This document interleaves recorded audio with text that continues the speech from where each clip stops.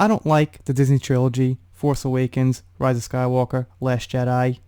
The last person I was looking forward to really seeing on the live action scene was Ewan McGregor as Obi-Wan. Now, admittedly, we've got some flip-flop news going on. Seems like it's canceled, it's back, it's canceled, it's back, now it's on hold. So, regardless of the news, I'm going to read this article and make a judgment for myself. It would be really disappointing if they didn't get this right. And this was kind of my last hope. So they go through here how last week we got the news that it was actually canceled, because we got that news last week from when I'm recording this video, but we didn't really have any definitive confirmation on that. Now we hear 2 independent sources with knowledge of the situation to collide that the Obi-Wan series has been put on hold as the crew that had assembled at Pinewood Studios in London was sent home. A time frame was not given, but the crew was told that the show would be down indefinitely.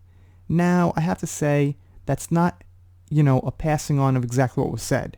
Indefinitely is just one word. So you don't leave a studio and people say, canceled indefinitely, have a good night. There's got to be some information, a little bit more than that, some explanation, a little bit more than that. But I wouldn't put it past Kathleen Kennedy, who's still in charge up there, and some other people to not like what's going on with the good storytelling that we have in The Mandalorian right now. Now, here's the part. We're hearing that Lucasfilm's president and Obi-Wan producer Kathleen Kennedy was not happy with the scripts. Sources tell us that what will most likely happen next, the scripts will be reworked with the hopeful goal of reassembling this summer, but there's always a possibility that that time frame could shift, and I actually believe that, because Kathleen Kennedy has a history of firing, rehiring, not liking scripts. It sounds like something that would be coming from her mouth, okay? We know she didn't like Colin Trevorrow's script, and we know that script was a hell of a lot better than the crap we got. So probably this script was good. I'm going to take a shot in the dark here. There probably wasn't a strong female lead because it's not necessary. It's about Obi-Wan. It should be psychological. He's in isolation, and I'm going to argue in this rare case, it's better if he's lonely and there's no female companionship. There's no love story, and of course, no woman to boss him around. That's just how it worked out in this case. So in a few cases, based on plot, it might be better to have him alone. In some rare cases, it might be better not to have women to show the real loneliness a man can go through, like in a male prison movie, like Shawshank Redemption, or some other movies, something like that. If you really want to show the loneliness of a man, it might be better not to have women around. That's a rare case, but the cases exist.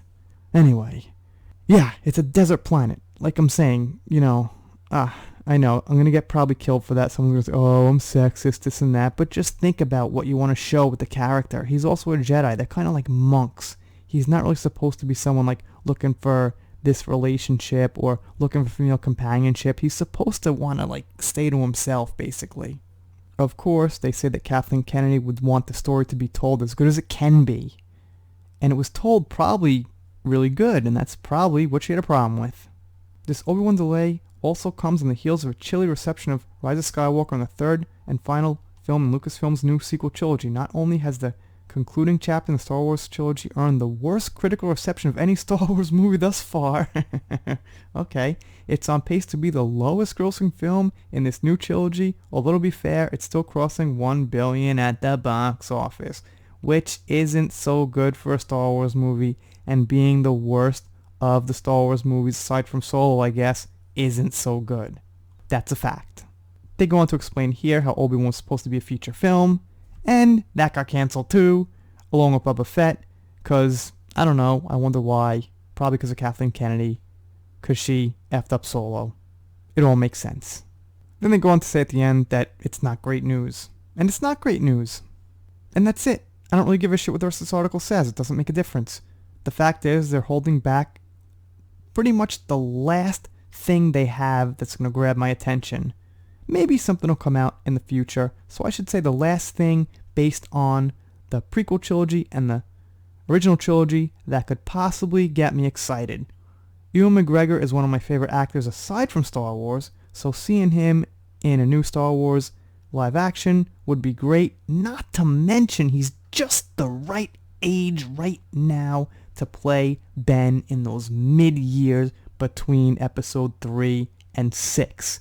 and probably that lovely, beautiful woman, sarcasm as deep as it gets, Kathleen Kennedy, is just sitting there like, well, I don't know, let's make the story a little bit better. You know, let's put in more representation.